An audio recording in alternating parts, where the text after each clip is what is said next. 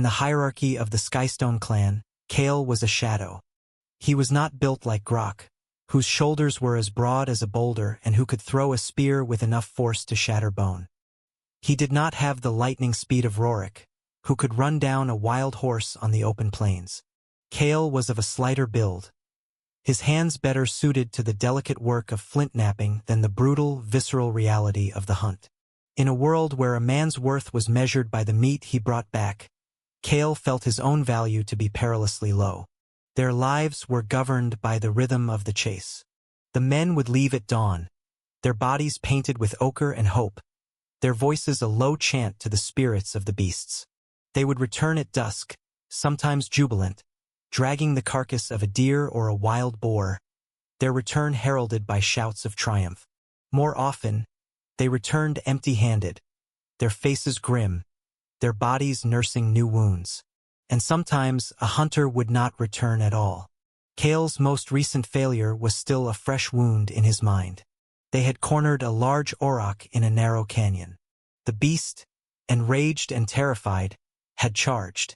Grok had held his ground, his great spear ready. But Kale, meant to flank the creature and distract it, had hesitated for a heartbeat too long. The auroch had swerved, its massive horn catching Grok in the thigh, tossing him aside like a bundle of hides before crashing through the line and escaping. Grok was alive, but the gash was deep, and he would not hunt for many moons. The clan looked at Kale with disappointment. Grok looked at him with a silent contempt that was worse than any angry shout. Shame drove Kale away from the main cavern. He spent his days in the quieter parts of their territory, along the riverbank where the air was thick with the scent of mud and green, growing things. Here, his lack of brute strength was not a liability. He was observant, his mind quiet enough to notice the small miracles the other hunters ignored. He watched the intricate engineering of a spider's web, a delicate thing of silk that was strong enough to ensnare a struggling beetle. He tested the long, woody vines that snaked up the trunks of ancient trees, marveling at how they could support his full weight. Strength, he began to realize, came in many forms. His attention was drawn to the women, particularly an old, wise woman named Lyra. Her back was bent with age, her hands gnarled like the roots of an old tree, but those hands were never still. She was the master weaver of the clan. With a patience that seemed infinite, she would sit for hours by the river, gathering the long, pliable reeds that grew in the shallows. She would split them with a sharp flake of flint, her movements economical and precise. Then, with a rhythmic, hypnotic motion, she would weave them into sturdy baskets for carrying berries, mats for sleeping, and small pouches for carrying herbs. Kale sat and watched her, fascinated. He saw how she took single, fragile reeds, which he could snap between his fingers with no effort, and interlaced them in such a way that they created something strong and useful. A single strand was weak, but many strands, bound together in the right way, possessed a collective strength. An idea, as faint as the morning mist, began to form in his mind. The hunt was about strength against strength, a direct and brutal confrontation. But what if there was another way? What if he could borrow the strength of the vines, the ingenuity of the spider? What if he could create a vine of his own, one strong enough to hold not just a beetle, but something far larger? He began to experiment in secret, hiding his efforts from the judgmental eyes of the other men. He started with the river reeds Lyra used, but they were too brittle. He tried long strips of bark, but they cracked and broke when he tried to twist them. He spent days wandering the grasslands and the edges of the forest, touching, pulling, and testing every plant fiber he could find.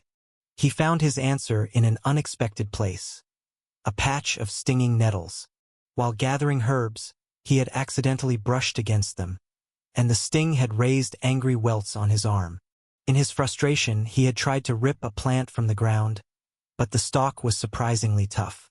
The outer layer was covered in stinging hairs, but inside, the stalk was composed of long, pale fibers. When he stripped them out and pulled on one, it was remarkably strong. This became his secret work. He would gather the nettle stalks using a hide wrap to protect his hands. He took them to his secluded spot by the river and, using a scraper, removed the outer pulp. He was left with handfuls of long, almost silvery fibers. He laid them out to dry in the sun. His first attempts at making a cord were clumsy. He tried to twist a few fibers together, but they were unruly, slipping and unraveling in his hands. He thought of Lyra's weaving, the way she interlaced the strands. He tried braiding 3 strands together. The result was better, a flat plate that was much stronger than a single fiber, but it still seemed weak. He remembered watching a vine twisting around a tree trunk, reinforcing itself. He took 2 bundles of fibers and began to twist them, one over the other, tightly and consistently. As he twisted, the fibers bit into each other, locking themselves together. The result was a thin cord. He pulled on it. It held. He pulled harder, putting his weight into it. The fibers groaned, but did not break. A thrill shot through him. This was it. For weeks, his life found a new rhythm. He performed his clan duties by day, but every spare moment was dedicated to his craft. His fingers, accustomed to the sharp edges of flint, grew calloused and raw from twisting the abrasive fibers. He learned to process them better, soaking the stalks in the river for a day to make the pulp easier to scrape away. He learned how to splice new fibers into his growing cord, creating a continuous length. Slowly, painstakingly, a rope began to grow. It was an ugly, hairy thing, nothing like the smooth, clean vines of the forest. But it was his. It was the product not of muscle, but of patience, observation, and thought. One afternoon, as he was testing the strength of a new section, a shadow fell over him. It was Lyra. He froze, expecting a scolding for wasting his time on this strange task. She looked not at him, but at the length of rope coiled at his feet. She bent down, her old joints creaking, and picked it up. She felt its weight, tested its texture, and pulled on it with surprising strength. She looked at him, and for the first time, he saw no pity in her eyes, but something else. Understanding. "A single thread is easily broken," she said, her voice a dry whisper like rustling leaves. "But a cord of many threads is not." She pointed to the end of his rope, which was fraying and unraveling. "A vine needs a root," she said. Then, taking the end of the rope, her gnarled fingers moved with practiced speed, twisting and looping the fibers into a tight, complex knot that locked the strands together, preventing them from ever coming apart. It was a knot she used to finish the rim of her strongest baskets. She handed it back to him and gave a single, approving nod before turning and walking away.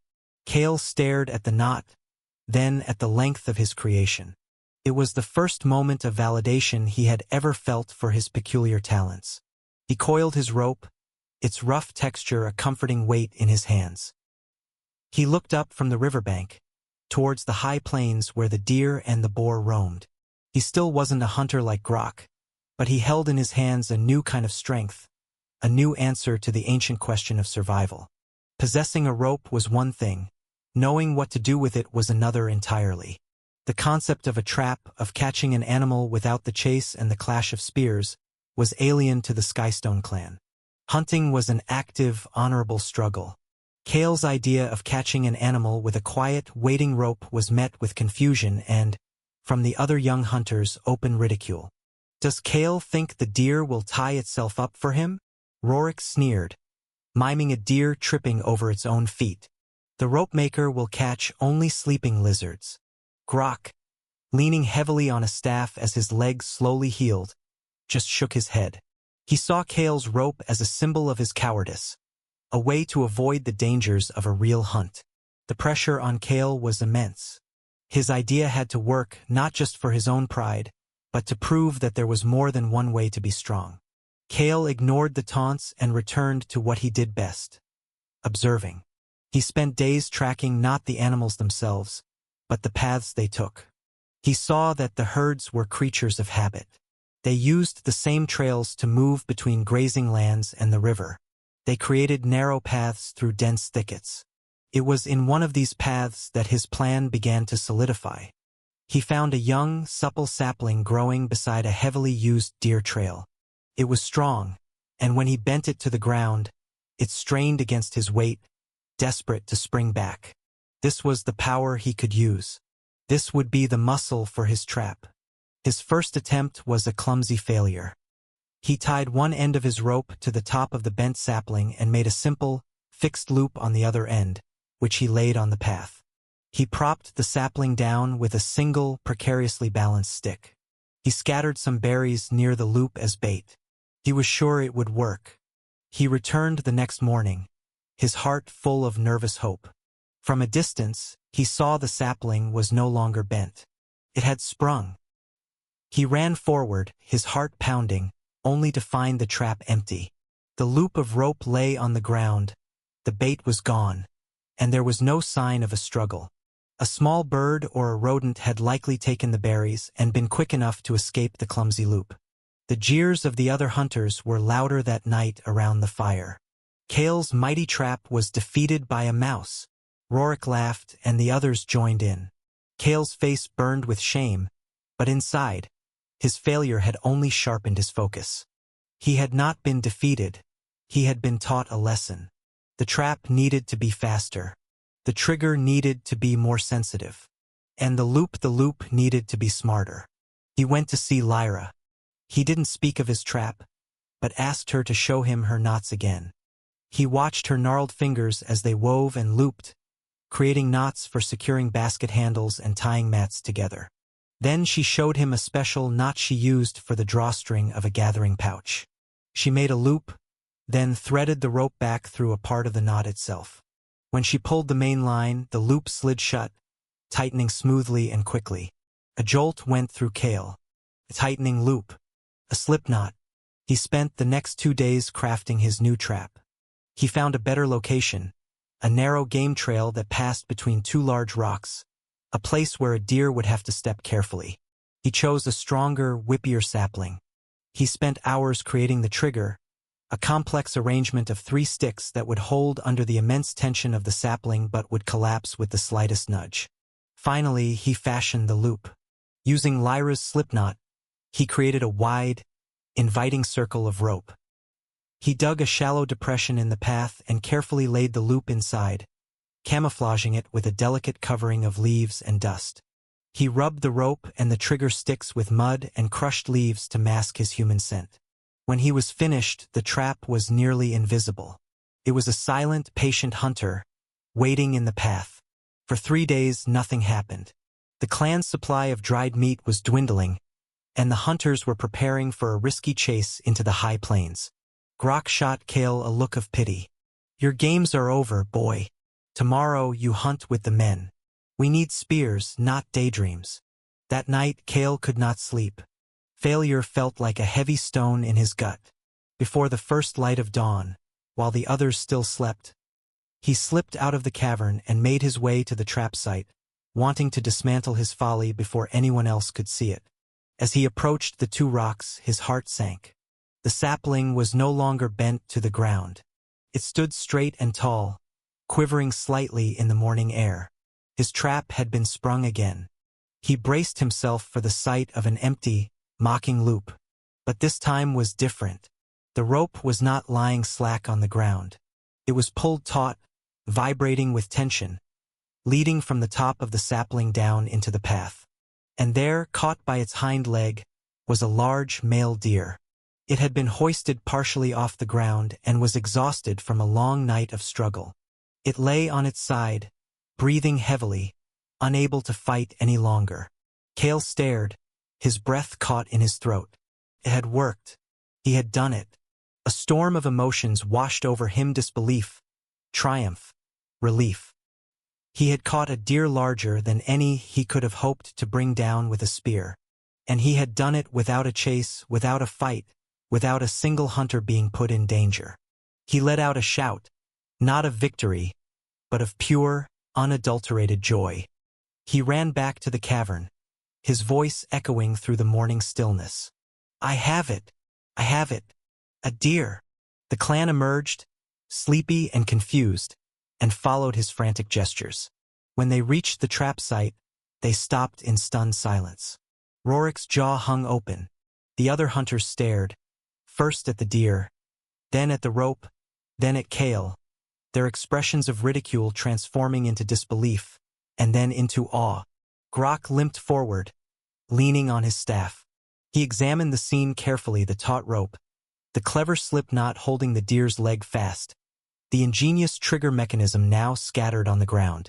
He looked at the deer, a prize that would feed the clan for many days, one without risk or injury.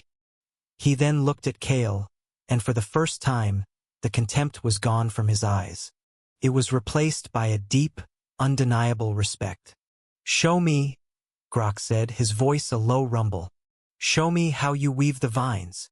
That day marked a change in the Skystone clan. They feasted on roasted venison, the mood celebratory. But the real feast was a feast of knowledge. Kale, the quiet shadow, became a teacher. He taught the other hunters how to find and prepare the fibers, how to twist the cord, and how to tie the hunter's knot. He showed them how to read the land not just for prey, but for opportunities, how to see the strength in a sapling and the potential in a humble weed. He had not just caught a deer, he had given his clan a future. He had proven that the mind of a maker could be as vital as the arm of a hunter, and that true strength could be woven from the quietest whispers of the earth.